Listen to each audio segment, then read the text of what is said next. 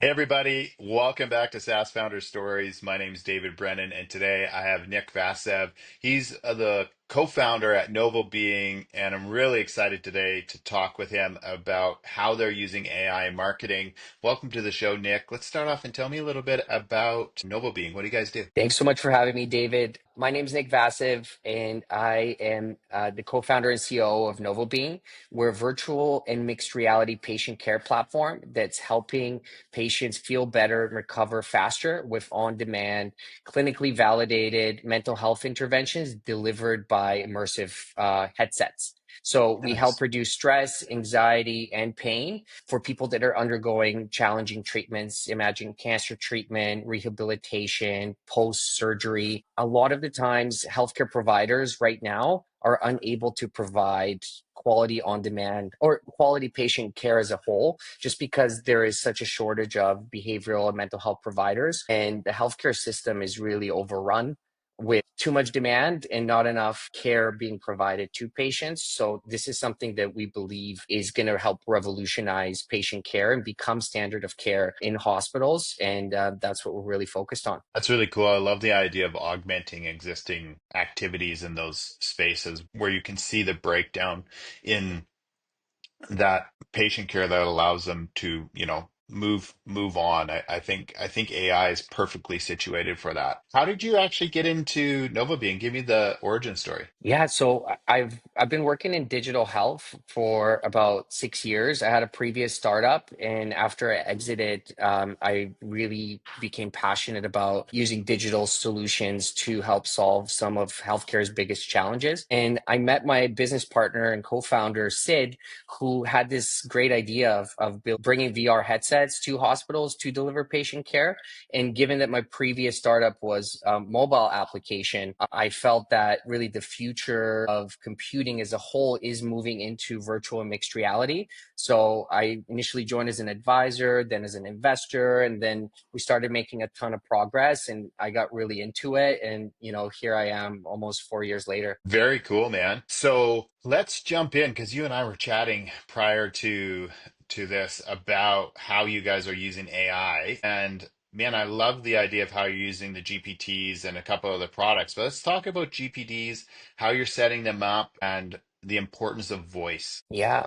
So I've tried so many different marketing software that are AI powered. And what I really found is, it's a little bit overwhelming and a lot of it, the output is not very good. So once custom GPT started, I really started playing around with it. And I've created a custom GPT for pretty much every type of content that we produce. So we have one for blogs, for press releases, for social media, Instagram posts, as well as what we have on LinkedIn. And I think something that I've learned through this process is your output is only as good as your input. And you really need to understand your target market and actually layer this into the knowledge base that you put into the custom GPT, because that part in itself sometimes is lost to the AI. And then if you don't really target that message to the right persona, it's not going to resonate. And I think at the same time, how do you really show your authentic brand voice? And do you have an authentic brand voice that you're really going about? Because the tone of voice for a consumer brand versus an enterprise brand is very different. And you really need to hone in on your strategy when you're building this to ensure that now when you are creating this new content, it's really good. And at the same time, it's not something that is, just being pumped out en masse without much thinking. You really have to be really thinking about that end user and then making something that is actually very interesting to them versus, creating yet another blog post that no one's going to read. So, quick question, because I think this is really interesting, and I think a lot of founders and people in general, and I'm guilty of it too at some stages, really miss the mark on capturing voice, but also capturing the person or company or audience that you're talking to. What's the advice on setting it up in the beginning? Let's say, you're kind of like you're not seeing your social media actually land. You're not seeing that content land with the right people. What's like the 2-minute advice that you would give founders on how to get the voice first before you start building out your GPTs? Yeah. So I think a lot of it has to come with understanding the problem that you're solving and then what makes your brand unique. So if you really understand that this is my target audience, and then these are the problems that we solve, and then these are the unique ways that we solve these problems, you're really ready now to be creating that content. Because a lot of the times, if you don't understand the problem that you're solving or who you're solving it for, then that message is not going to land. But we're finding that the world is moving more visual with everything where you see video content. So then a lot of the times the written content really needs to be exceptional and very data driven. So something that we do within the healthcare sector is really bring valuable insights and research that these healthcare executives would actually find very useful. So then being able to actually deliver that to them in an engaging way is something that I think draws them in. And then it shows that credibility that, we know what we're talking about, where, if you don't really do the research to back up what you're saying, then it's really not going to land well. Yeah, and I think you nailed that part too. I think it's the research part. And I know one of the things that we've done a lot of is really those interviews with the customer, right? Like, and talking to them deeply about the problem that they have. And the trick that we found is that once you have that conversation, obviously you want to try and get as deep as you can into that, but then take those recordings and transcripts and run it through and start creating out that actual voice from the transcripts, looking for, like you said, the problems that they have, how it's affecting their business, and then of course your solutions. There's another one. If you're taking like sales calls, take the transcript of how you uniquely solve it. So that's really cool. So you have your problem, unique way that you solve it. I love the idea of actually finding content that they're really interested in, especially in your space. And I suspect that if you knew who your customer was, you could go onto social media and you could see what they're commenting on, what they're posting and reposting and what they're consuming that way. Do you have any like ways that you would suggest people do that to add to the voice and content? Yeah. So something that you can do to help enhance the knowledge base, especially if you're starting from scratch, is looking at others, so competitors or other founders and what they're doing, and including that in the knowledge base as a way to help enhance. Because I think a lot of founders, when they first start out, they're still finding that voice. And I think it makes it much easier to actually look at, and it doesn't have to be in the same industry, but you can actually look at a company that maybe is in a similar spot in a different industry, and you really like their brand voice and how they're going about things. You can gather that inspiration, but at the same time you have to make it your own. And I think that's the missing link, I think, for a lot of AI based marketing, is people are just copying pasting, and then it loses that soul. And something that I've recently started doing is more videos, like just recording videos in a very natural format. And I just posted one a couple weeks ago, and I just had the CEO of one of the largest healthcare systems in America reach out and say, I love what you're doing. Let's do a call. And it was kind of one of those moments where I'm like, okay, I need to do more of this because it seems that it's working, and you're putting your personality out there, and they really get to see why you're doing it and the real you.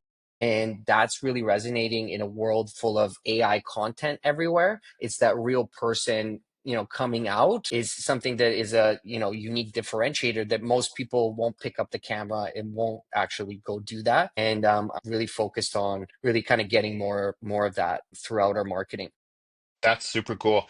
Okay, let's talk about Fixer AI. Yeah, so Fixer has changed my life. I love this app. It was developed by a company that managed real executive assistants for Mhm. executives over in the UK. And they developed a system to actually help organize the emails. And then the executive assistant would then write a draft for the executive. So then the executive can go in their drafts and just press send, edit it, change it up a little bit.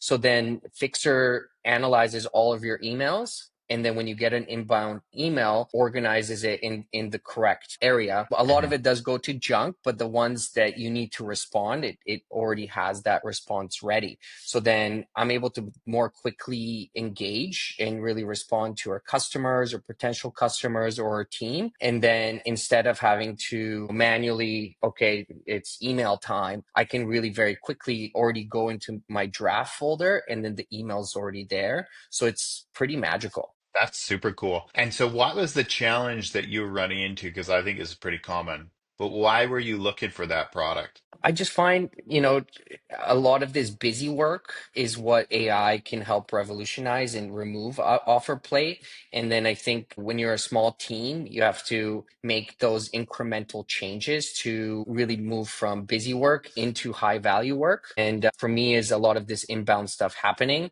I want to be able to, go into the outbound. And it's like, how do we get new customers while still maintaining, the level of care that, an enterprise customer would expect? Because as a founder dealing with large healthcare systems, we're the ones doing it, and that's what a lot of the times they expect. Yeah, and I think that's like going to be the motto for everybody going forward is like where can you implement AI to remove that stuff that has to be done, but it's not the high value thing that you should be doing to get the to move the needle the most. So that's cool, dude. I'm gonna have to check that one out. And the last software you're talking about, this one I'd love to dig into.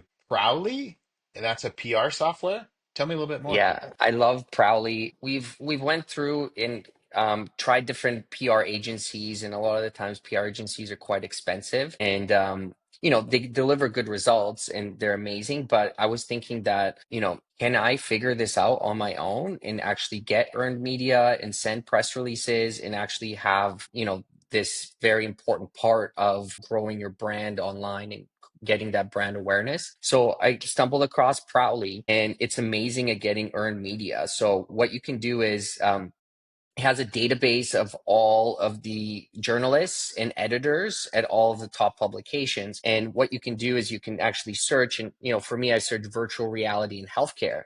And it Mhm. gives you every single journalist, their email, their phone number, and then now you can go and pitch them your story. And that's something that's so valuable. And that's probably the biggest value that a lot of the PR agencies offer is they have these built relationships. But then now if I can use AI to leverage its power to actually get those relationships myself, it really helps speed up that process, because sending a press release is cool, but it, maybe gets you backlinks, maybe gets you some awareness, maybe someone picks it up. But I think really the future of PR is getting earned media, and Prowly is really helping fuel that in a really easy and affordable software that anybody can use. That's super cool. And I think it's so powerful because I'm imagining you've got a GPT that's tuned to your voice that creates press releases for you.